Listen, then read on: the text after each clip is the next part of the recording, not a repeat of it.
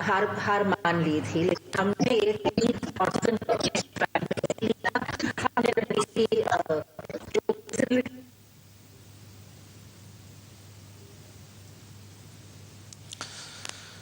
जी हाँ, तो इस बीमारी ने जब गिरफ्त में लिया रणबीर को, उसके बाद से लेकर अब तक की जो कहानी रही, बड़े दिलचस्प मोड़ भी इसमें आए, बड़े उतार चढ़ाव भी रणबीर के परिवार ने, रणबीर के माता पिता ने और खुद रणबीर ने भी महसूस किया। लेकिन उन उतार चढ़ाव के दौर में कामयाबी किस तरह से हासिल की जाती है, इसका मिसाल रणबीर बन चुका है, इसके मिसाल रणबीर के माता पिता बने हुए हैं।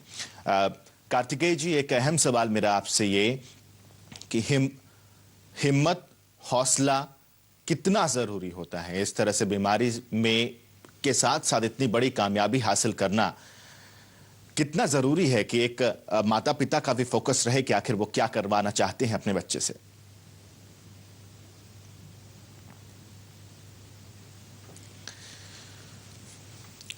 तो Limca book of world record में नाम दर्ज है रणबीर का। इतनी बड़ी कामयाबी हासिल की है रणबीर ने और इस रणबीर की इसी कामयाबी की बदौलत आज रणबीर का नाम हर किसी के जुबान पर है। उनके माता पिता का बयान भी हमने सुना कि किस तरीके से उन्होंने मेहनत की, फोकस रखा इस खेल पर।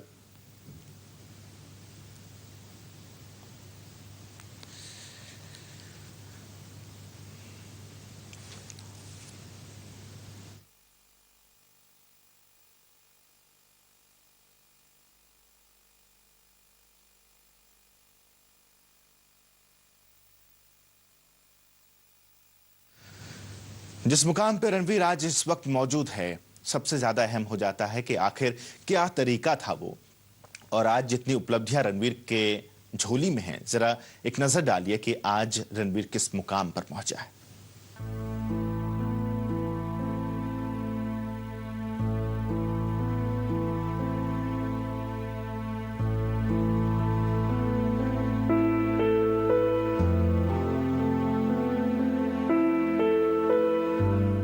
गुड़गांव का रहने वाला छोटी बॉल का बड़ा हुनरबाज। जी हाँ, ये है गोल्फ प्लेयर रणवीर सैनी। 13 साल के रणवीर सैनी अपनी उम्र के और बच्चों से कुछ हटकर हैं। एक बड़ा हुनरबाज होने के साथ साथ एक चैंपियन गोल्फर भी हैं। लेकिन ये होनहार खिलाड़ी आर्टिस्टिक बीमारी का शिकार है। आर्टिज्म एक ऐसी बीमारी जिसके शिकार व्यक्ति को समाज में घुलने मिलने में काफी मेहनत करनी पड़ती है। यहाँ तक कि वो अपनी भावनाओं को भी व्यक्त नहीं कर पाते हैं और ना ही कुछ समझ पाते हैं। 13 साल का रणवीर सैनी एक ऐसा खिलाड़ी है जो इस बीमारी से जूझ रहा है, लेकिन ये कमजोरी उनके जोश और काबिलियत के कभी आड़े नहीं आई। उन्होंने अपनी कमजोरी को अपने सपनों के बीच कभी नहीं आने दिया और इस खेल में उनके इंस्पिरेशन बने उनके पिता। रणवीर ने अपने पिता से इंस्पायर होकर ही खेलना शुरू किया था और देखते ही देखते छोटी सी उम्र में कई कीर्तिमान स्थापित किए हैं। रणवीर ने Asia Pacific special Olympic golf international में 2 गोल्ड मेडल जीते थे और विनर ट्रॉफी हासिल कर देश का नाम भी रोशन किया था। इसके अलावा लॉस एंजलिस में भी उन्होंने वर्ल्ड स्पेशल ओलंपिक में भारत का प्रतिनिधित्व किया था और देश का गौरव बढ़ाया था। इसके अलावा मकाओ में स्पेशल ओलंपिक गोल्फ इंटरनेशनल 2013 में भारत का प्रतिनिधित्व किया था। जी, ये कुछ उपलब्धियां हैं रणबीर की जिनसे हम आपको एक बार फिर से रूबरू करा रहे थे। कार्तिकेय जी के पास चलते हैं, रणबीर के पिता। कार्तिकेय जी, एक अहम सवाल जो मैं आपसे जानने की कोशिश कर रहा था, माता पिता की कोशिशों का ही ये नतीजा हो पाया है कि आज रणबीर की झोली में इतनी सारी उपलब्धियां हैं। कितनी मेहनत, किस किस दौर से आप गुजरे?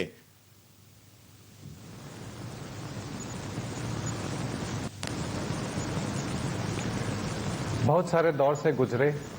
जैसे मैंने बताया कि रणबीर जब 2 साल का था तो उसको बोलना नहीं आता था, एक वर्ड पापा भी नहीं बोल पाता था। 45 सेकंड से ज्यादा का उसका फोकस नहीं था। उसको थेरेपीज की जरूरत थी, सेंसरी डाइट्स की जरूरत थी, ऑक्यूपेशनल थेरेपी की जरूरत थी, 3-3 घंटे के थेरेपी की जरूरत थी, स्पीच थेरेपी की। तो इन सब के बावजूद हमने हौसला रखा, एक अच्छे कोच लिए, अनित्या चांद जो नेशनल कोच हैं, दिन रात मेहनत किया, एक एक चीज, एक बल्ले को पकड़ के बॉल को सिखाना, फोकस 45 सेकंड से लेके आज 8 घंटे तक वो गोल्फ खेलता है पूरा दिन, गर्मी में, सर्दी में। परसों चौथ उसको मधुमक्खियां काट गई थी गोल्फ कोर्स में, बाजू सूजा हुआ था, पर 8 घंटे की उसने गोल्फ खेली, क्योंकि वो 3 दिन के अंदर इंटरनेशनल टूर्नामेंट के लिए जा रहा है। तो इस मुकाम पर पहुंचने के लिए हमने बहुत सारी मुश्किलें सामने आई। कई बारी रोता था, हाइपर एक्टिव होता था, हाथ में छाले पड़ जाते थे, मगर ये बच्चे ने हिम्मत रखी और हमने इसका साथ दिया। बख्तावर जी, इस तरह की तकलीफों से जब बच्चा गुजरता है तो एक माँ पिता के सामने तो नहीं रोती, लेकिन पर्दे के पीछे जरूर रोती है। क्या आप भी उसी दौर से गुजरी जब आपके बेटे की तकलीफों को देख करके आपसे भी बर्दाश्त नहीं होता था?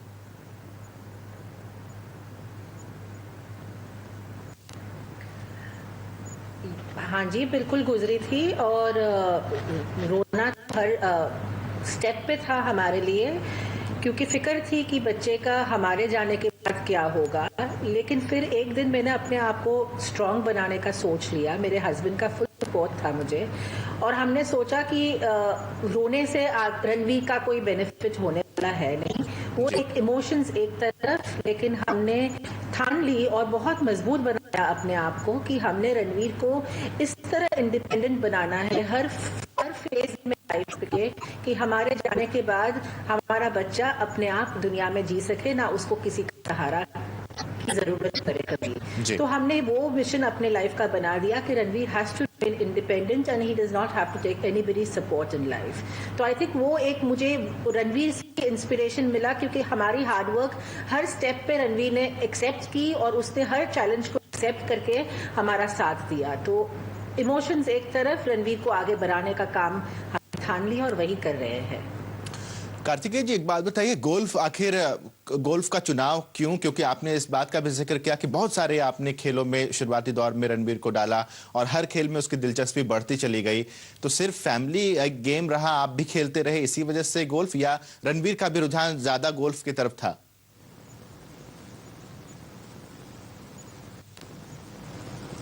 जी हाँ, पहले हमने उसने टेनिस भी किया, स्केटिंग भी की, हॉर्स राइडिंग किया, दिल्ली हॉर्स शो में गोल्ड मेडल भी जीते, स्विमिंग भी की।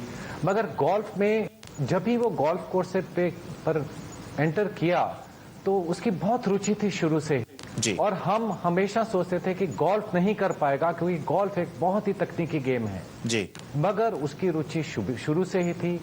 शायद वहाँ का एनवायरनमेंट उसके लिए अच्छा था, और उसने पहले दिन ही जब बल्ला उठाया और बॉल ने मारी शुरू की, तो हमारे कोच ने कहा कि मुझे पता नहीं कितने साल लगेंगे, मगर मुझे इतना पता है कि ये बहुत अच्छे गोल्फर बनेंगे। और 2-2.5 साल के अंदर वो हमसे बेटर अच्छी गोल्फ खेलनी शुरू कर दी।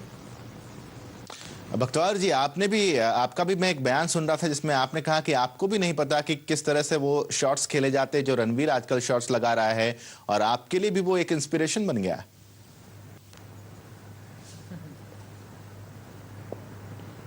बिल्कुल जी, गोल्फ मेरी जिंदगी में इसीलिए आया कि रणवीर खेल रहा था। हमने सोचा एक फैमिली, मैं अपनी तरफ से, माँ की तरफ से बोल रही हूँ, मुझे मन था कि मैं अपने बेटे के साथ गोल्फ कोर्स में जाऊं, उसके साथ खेलूं। लेकिन आज जब मैं उसके साथ खेलती हूँ मुझे इतना प्राउड फील होता है, क्योंकि हर शॉट जो ये लगाता है, मैं आपको कहती हूँ कि हमें रणवीर से सीखना चाहिए। मेरी सारी मेहनत का फल मिला मुझे कि रणवीर आज इतना बढ़िया गोल्फ खेलता है कि मैं उसके तरीके अपनाने की कोशिश करती हूँ और उसकी स्टाइल अडॉप्ट करने की कोशिश करती हूँ अपनी स्विंग इम्प्रूव करने के लिए। इसका फोकस अगर मेरे साथ 0.5% भी हो, इसका जो फोकस है गोल्फ में, मैं बहुत अच्छी गोल्फर बन सकती हूँ अगर रणवीर जैसा डेडिकेशन मेरी जिंदगी में भी हो। कार्तिकेय जी, एक बात बताइए, घर पे जब कभी इत्मीनान वाले पल बिताने को मिलते हैं, आप तीनों जब साथ होते हैं, तो क्या मस्ती का भी मूड होता होगा? किस तरह से मस्ती करते हैं आप लोग तीनों?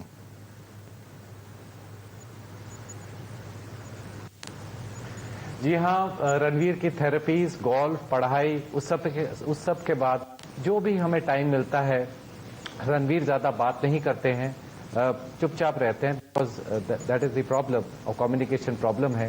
मगर हम हंसते हैं, मॉल्स में जाते हैं, कुछ शॉपिंग करते हैं, घर में बैठ के कई बार हम गोल्फ गेम्स देखते हैं, जो भी चैनल्स गोल्फ के होते हैं, या इकट्ठे बैठ के वीडियोस देखते हैं और कभी हंसते हैं, कुछ गोल्फ कॉमेडी शॉट्स भी होते हैं, उनको देख के हंसते हैं। एक बहुत ही अच्छा लड़का है जो जिसको कोई शरारत नहीं मालूम है, दुनियादारी नहीं मालूम है, ज्यादा दोस्त भी नहीं है क्योंकि बात इतना नहीं कर सकते ये। तो हम एज अ फैमिली इकट्ठे गोल्फिंग के लिए चले जाते हैं, संडे को खेल के आते हैं और मस्ती करते हैं, बहुत मस्ती करते हैं। चलिए, बहुत बहुत शुक्रिया कार्तिकेय जी, बख्तार जी और रणवीर, आप सभी का बहुत बहुत शुक्रिया। आप लोगों ने वक्त निकाला, हमसे बातचीत की और न सिर्फ बातचीत की बल्कि एक संदेश भी दिया पूरे देश को कि आखिर किस तरीके से अगर इस तरह की बीमारी से ग्रसित कोई बच्चा होता भी है तो कोशिशों से इस तरह की बीमारी से दूर भी हो सकते हैं और इन बीमारियों के साथ साथ जो अचीव करना चाहते हैं वो अचीव भी कर सकते हैं। हमारे इस पेशकश में अभी के लिए बस इतना ही। दीजिए इजाजत। नमस्कार।